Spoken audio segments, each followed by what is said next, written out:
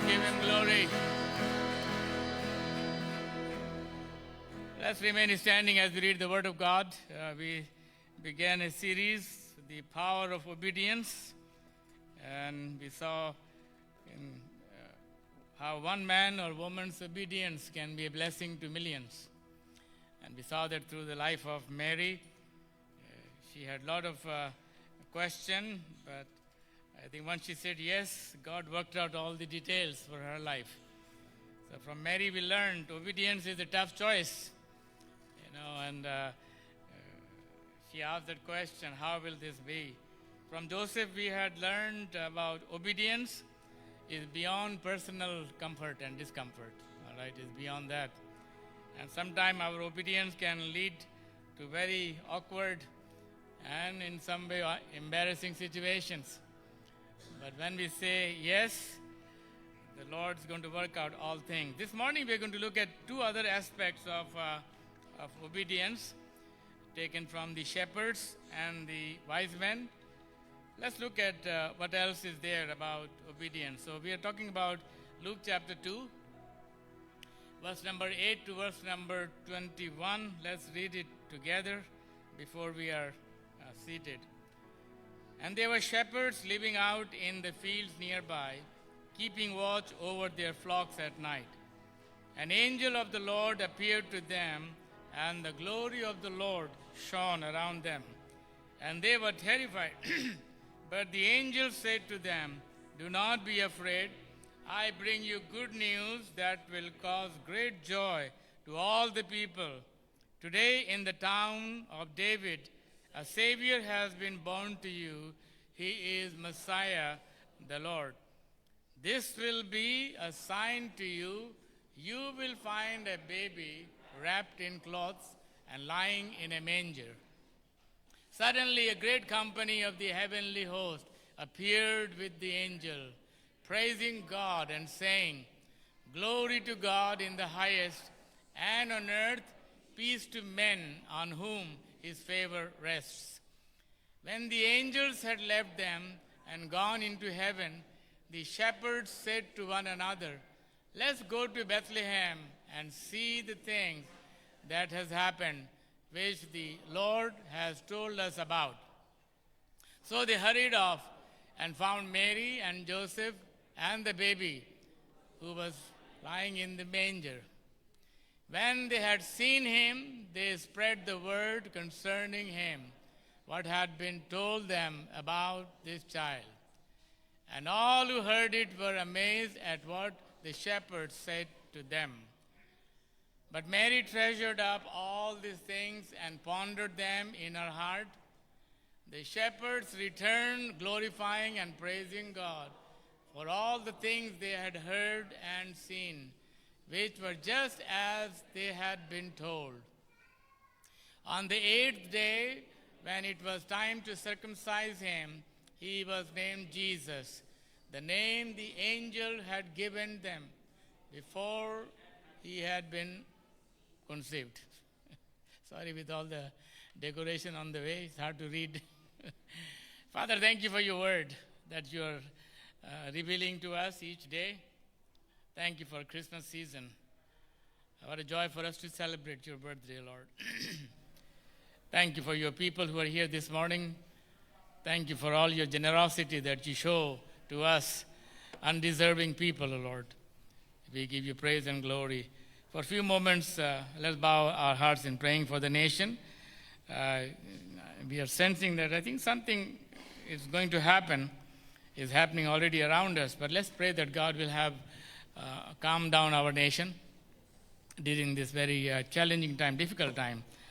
Father, we want to cry out to you for the nation of Bangladesh. We pray that you, Lord, give guidance. We pray for the defense forces and all those who are in authority of the security, the challenges that are there, oh God, that you will guide them at this difficult time, oh Lord. We pray that you will protect the minorities, the churches, the Christians, and the others, oh Lord, who are scattered throughout this nation in this time, that, Lord, sometimes they can be easily targeted, but we pray you will put your arms around them, O Lord, and protect them in this difficult time, O Lord. We thank you and we praise you I give you all glory and honor in Jesus' name. Amen. Please have a seat. And so the message is very simple and very clear. Very well-known passage that we have read. They were shepherds. They were living in the fields. They were keeping watch over their flocks. All to say that they were on their station. They were on duty for what they're supposed to do. And then angel of the Lord appears to them. And the glory of God, descends around them, and they were terrified, and they should be, because they have never seen anything like that. Whenever you come face to face with something that is beyond yourself, there is a terrifying factor, that really puts lots of fear in us. But just like any other context that we have in Christmas story, the angel said to them, "Do not be afraid. Don't fear. All right. I bring you good news that will cause great joy for all the people." And the message of the angel was, verse number 11, "Today in the town of David, a Savior has been born to you. He is Messiah, the Lord." And then you find that they gave them a sign, "Go to Bethlehem, and you're going to find a baby that is, lying there in a manger." And so the other angels joined them. We do not know how many of them were there, but it says host of angels. Some translation says multitudes of angels. That means there are many angels that joined this main angel who was talking to them. And they sang this, they actually proclaimed. Verse number 14, "Glory to God in the highest, and on earth, peace to those on whom his favor rests." And this word we had seen in our first part. This word favor is the same root word for grace. That means all of those people who were taken, they were not taken on the basis of their merits. They were taken because of the grace of God. And so the angels are proclaiming this act of God's generosity towards men on earth. Verse number 15 is the word that I want to draw your attention, 15 and 16. This is when the obedience part comes in. So far, so good, so beautiful. Oh, the angels are singing. You are just rejoicing in the presence of the Lord. But verse number 15 and 16 calls for action. We are talking about decision. We are talking about obedience, the power of obedience, how it is released. Verse 15 says, "When the angels had left, they said to one another," these uneducated, unlearned shepherds, they talked to each other, "Let's go to Bethlehem and see this thing that has happened, which the Lord has told us about." So they were very clear, okay, now that we have heard, now that we know, it's time to act. Let's go to Jerusalem. Let's go to Bethlehem and see the things that these angels have told us about. And so verse number 16 is their action. What is their action? "So they hurried off and found Mary and Joseph and the baby who was lying in the manger." I want to point out the third aspect of obedience is in that word, hurried off. In fact, in the original language, it's the same word that is translated as speed. So they doubled down on their speed. All right, they sped. In some translation it says they ran with haste. I mean, as soon as they heard something began to happen in their lives. And by the way, this word that is translated there, hurried off, it is not just a movement for the sake of movement. It is not a race against time. It's not talking about that at all. But this movement that took place, it is prompted by a conviction rather than the speed. So conviction was more important than the speed. And you have heard that principle that we have talked about. Right direction is more important than speed.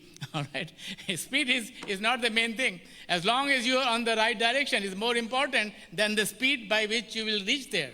So these uneducated shepherds, they hear the message, and promptly, by their conviction, they rush to see if that was true. And that's where I bring in this third aspect of the whole idea of obedience, is that it talks about that, when you hear something, obedience is something that you cannot delay. I think you may remember when we talked about the principle, delayed obedience amounts to disobedience. All right? If God says it must be done now, and you say, I will do it after I graduate, whatever are your reasons, it is pure disobedience. All right? God says it's time to act now, and you said you're going to do it tomorrow. Whatever is your reason for not doing it now, that amounts to disobedience according to the word of God. So as soon as they hear the word of God, as soon as they hear there is a Savior has been born, they leave everything behind. I do not know what happened to their sheep. Remember, they were the custodians of the sheep. In fact, somebody said these were the same sheep that were used for sacrifices. All right. So these shepherds had a very important responsibility that was given to them. But when God spoke to them, without even considering what they're going to do, they just ran. Just like, Asian people, the way they run to see what is so curious things around us, even if none of their business, all right? But so they ran in haste in order to get there in time. Dear people of God, I think it's the same word that I found in the Bible. There are many places is written, but one place I like it very much in Luke chapter number 19. When Jesus is looking at Zacchaeus, and remember he's up on the tree, and what does the Lord tell him? Zacchaeus, come down in haste is the same word that is used. Come with speed. You cannot wait there. I mean, Zacchaeus could say, okay, Lord, you go along. I will come behind. When all the crowd is gone, then I will come and follow you. Bible tells us he hurried down in haste. He came down quickly. Why? Because this was his moment that he has been waiting for. So dear people of God, when we talk about obedience, in obedience you cannot dilly-dally with God. God is not a fickle-minded. All right? There's no such thing as yes and no in God. When he says yes, it means yes. All right? And it comes on our part that we need to decide to follow him or not.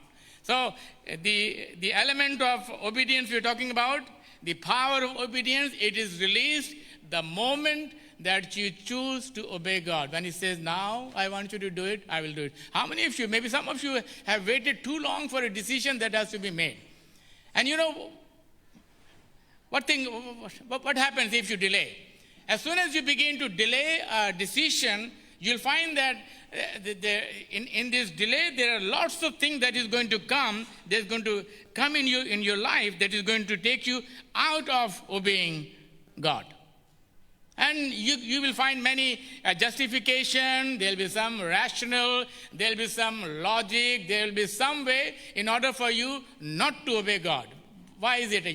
Because as soon as you hear the word of the Lord, as soon as you hear God speaking to you, there will always be a second voice that is going to come. And that second voice is going to deter you from obeying the voice of the Lord now when he speaks into our lives.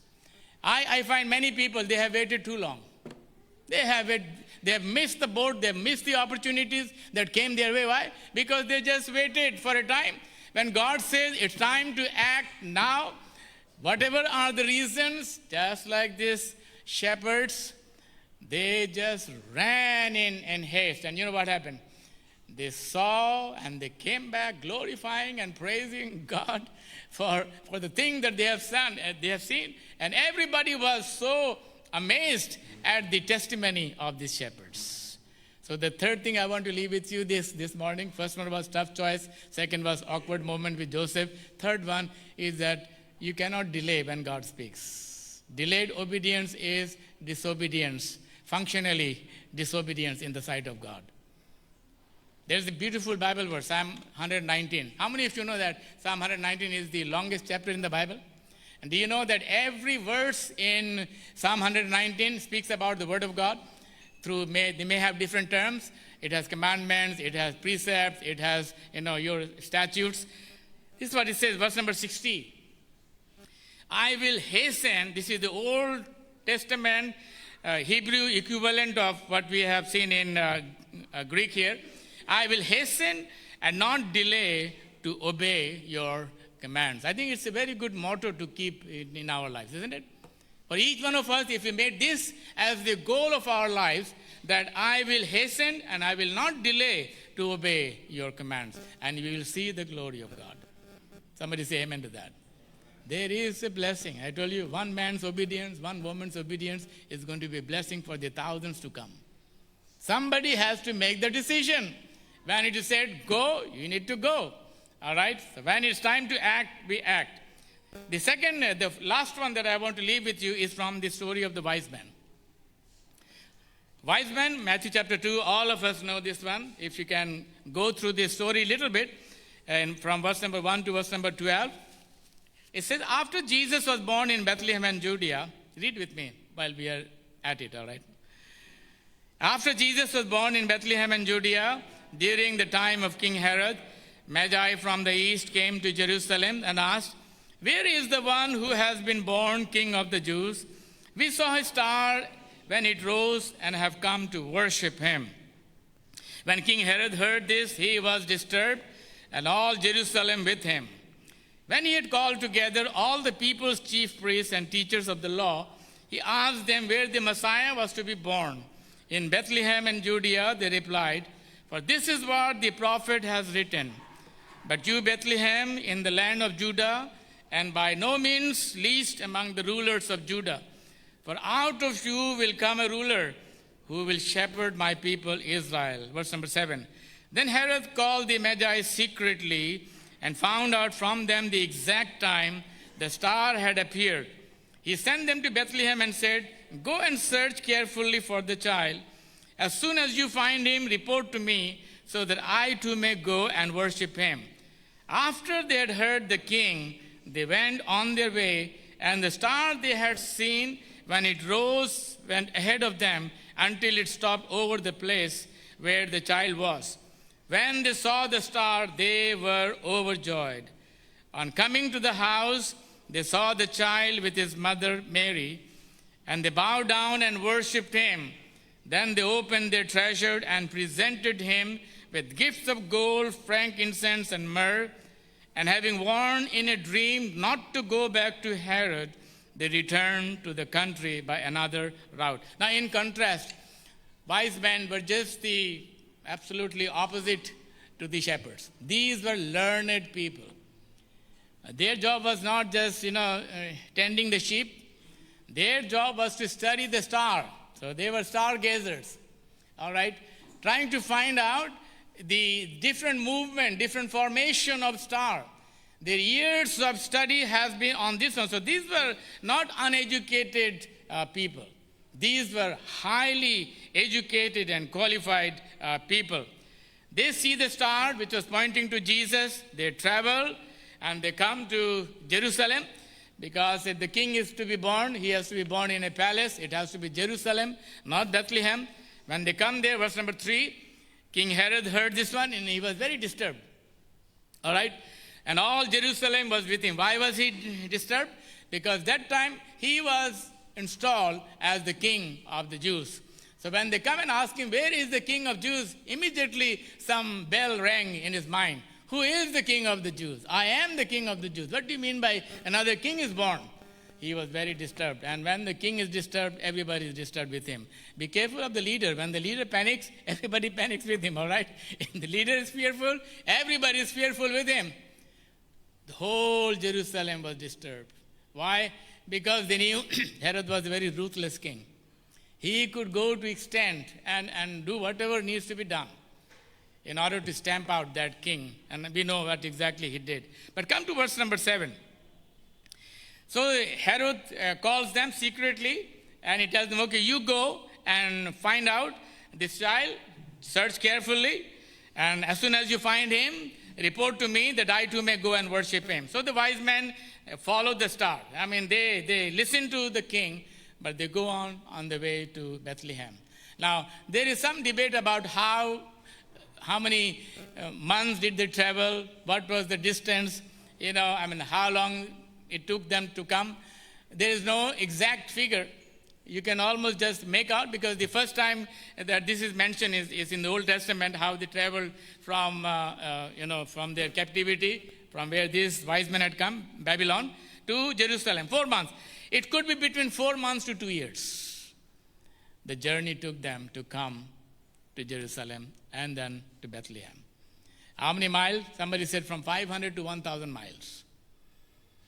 The point is, they saw something, and as I said, that word, hasten, that word is, they were moved with conviction. And when you are a person with conviction, I think nothing else really matters. The distance or the difficulties, the disturbance, and all of the hindrance that you face, those become secondary. Why? Because you want to obey. All right? You are moved with conviction. So they saw the star and they were so convicted that they came out to see where this king was born. And interestingly, we know that from Jerusalem to Bethlehem was only 9 kilometers, only 6 miles. I mean, Herod, when he heard it, he knew he was a Jew. The wise men were non-Jews. I mean, he could have easily said, okay, since you have mentioned it to me, let's go and see if it is true or not, all right? But he was so threatened, so unsecured of his position as a king that he could not tolerate anything else. He was just, sometimes the hunger for power and position can totally make you blind and deaf. He just did not want to tolerate anybody who was there. He just wanted, okay, you guys go and come back and report to me so that I too can go worship. That was not his intention. His intention was to find out when did this really happen. So, but the wise men, they went there, they offered their gifts, and they were not disappointed when they saw the baby lying there. We do not know the age of the baby, from 4 months to 2 years, but they bowed down and they worshiped. So, verse number 12. They searched, they saw, they came, they rejoiced, and they worshiped. Then they opened their treasures and presented him with gifts of gold, frankincense, and myrrh. This is the part I want to bring your attention to when it talks about obedience. Look at this wise men. What were they told? Go and see and come back and report to me. They are disobeying the king. They are risking their life to obey what they have seen, what God has shown it to them. And having been warned in a dream not to go back to Herod, they returned to their country by another route. They were calling trouble upon themselves. They were calling for a death upon themselves. So what is the obedience in there? Sometimes to obey God, you have to disobey certain people. All right? It's hard for us to digest that, but that is the truth. Sometime to obey God, there has to come when you have to disobey certain authorities. All right? Why? Because you want to please God. In our life, somehow or the other, we become very, people pleasers, man pleasers. And the higher the authority, the more we want to obey them. All right? And I think the wise men knew exactly what was at stake when they were not going to return to Herod. They knew what was going to happen to them. But they also knew that it is good to obey God rather than people. So sometime you and I will be called upon to make a decision. Who are you going to serve? All right? Who are you going to obey? So in obedience, there is a risk factor that is involved there. Because obedience sometimes comes at the cost of disobedience to others. Let me give you an example. Acts chapter number 4, verse number 16 to verse number 20. A healing miracle takes place. All eyes are on the disciples. The council has come, so they are arrested. They appear before them. So they are asking them question now. Okay, now this is the highest form of the council. They can be executed by their verdict. Verse 16. So they talked with each other, the council. What are we going to do with these men, they asked. Everyone living in Jerusalem knows they have performed a notable sign, and we cannot deny it.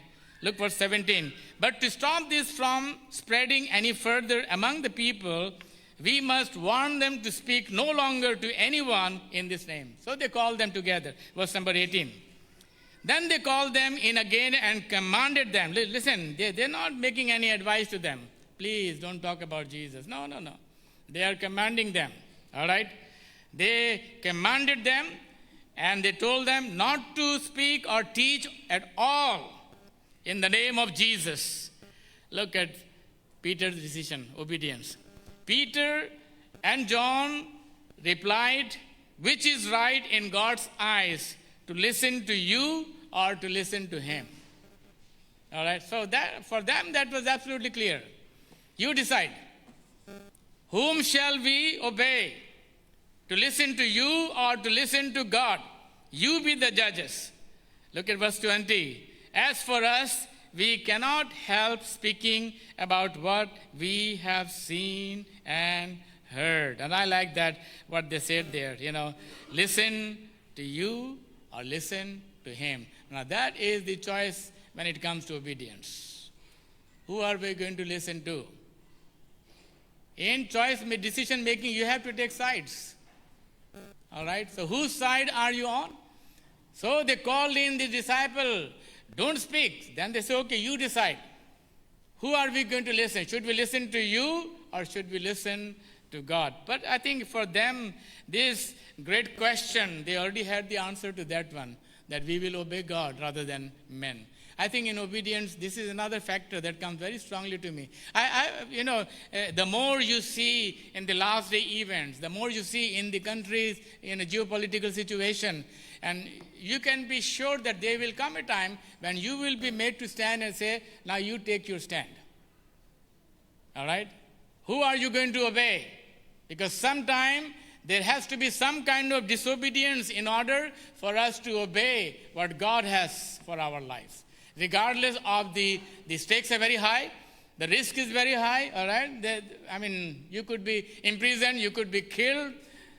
So they knew the implications of their choice. So they said, now you decide.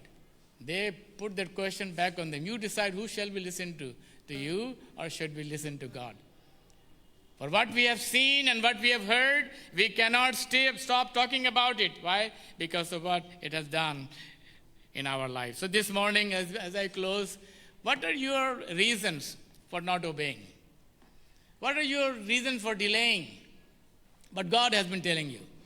What are your reasons for, making all the reasons so that you don't have to obey? And as I was preparing, let me share this thought with you this morning. Maybe one of you is here. So you and I can list many reasons for not obeying Jesus. The more you delay, the more reasons are added there. All right? So you can add lots of reasons there. Then the Lord, yesterday, he just reminded me. He told me about the story of the 100 sheep. 99 were lost and one was there. So he left his 99 sheep in order to get one. And the thought the Lord just spoke to my heart, leave your 99 reasons behind and go after that one choice. That is to follow after the heart of God. You can put down all your reasons, 99 reasons for not following Jesus, for not obeying the will of God. It's tough, it's difficult, people will not receive me, awkward, embarrassing, shame. You can put 99 reasons, but can I encourage you, when God speaks into our hearts, we need to leave those 99 reasons behind at the foot of the cross and go after that one, running after that one, so that one can be saved, so that we can go out and do what God has planned for our lives. Romans chapter 6, verse number 16, it says, when you offer yourselves to someone as obedient slaves, you are slave of the one you obey. You are slave of the one that you obey. Whoever you obey, whether to the first choice or to the second choice, you become slave. They become your master. I pray this morning that as we have been going through this story, you may have to disobey your own inclination of your heart, your own desires, in order for you to obey the voice of the Lord. And I tell you, dear people of God, you know what I'm talking about. You have the testimony. It's always good to obey God, okay? There is the life that is there. We need to obey the voice of the Lord. Bow your hearts in prayer this morning. I do not know this as we were going on. You want to see the power of obedience? Just obey, and you will see how God is going to work out all things on your behalf. Those 99 reasons are going to become zero. God is going to wipe them all clean by one yes to Jesus. It's time maybe for someone to stand up straight in their faith in Jesus. It's time that we say, Lord, I'm not going to delay anymore. My decision, whether it's to follow him or whatever God is saying. Maybe change of job, change of profession, business, and God has been talking to you. That is not the place for you. And God is asking us to obedience to him. Will you obey? Leave your 99 reasons behind. Crucify them. So that you can follow that one reason, following the heart of God. Heavenly Father, we bow our hearts in your presence this morning. We are people who become very fearful. Very easily we can be terrified. But thank you that your Holy Spirit is not the spirit of fear. I pray that if any one of us is called to make a decision, we will not delay. Like Mary, Lord, tough choices have to be made. Like Joseph, awkward, embarrassing situation have to be faced. Like the shepherds, no delay, hastily. We have to obey, or like the wise men, disobeying the king in order to obey you. I pray that you will touch our hearts this morning, O Lord, I pray. While your heads are bowed in the presence of the Lord, will you allow the Holy Spirit to speak to you today? Ask him to just come into your life and show you what you're doing and what's the plan of God for your life. Let's be silent for a few moments.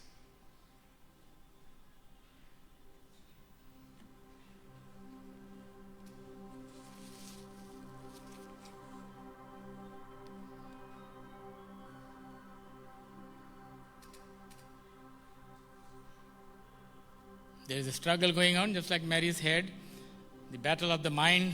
Remember we talked about? Before you decide, there's a terrible battle that is going on. To obey or not to obey. Basically, it comes to that. Father, I pray that we bring every thought in captivity, as your word says. We are going to win, Lord, in this battle. We are going to win this struggle in saying yes to Jesus. Yes to your word. Yes to your promises that you have made to us, O Lord. Give us that faith to believe in you, Lord. And you'll work out everything else. It just details, O Lord. I pray for my brother and sister, our people here this morning, O Lord, that you will touch our hearts. We will know the generosity of God, the act of generosity of God in the favor and grace that you show to us, O Lord, that we are not left behind. All the honor and praise comes to you in Jesus' name. Let's stand to our feet this morning. As we sing this worship song, our altars are open. You can come and be there. We can pray for you, or you can just find somebody next to you or around you and lay your hands on them and pray that if they're struggling with certain decisions in their life, God is going to be glorified in their decision that they make for Jesus.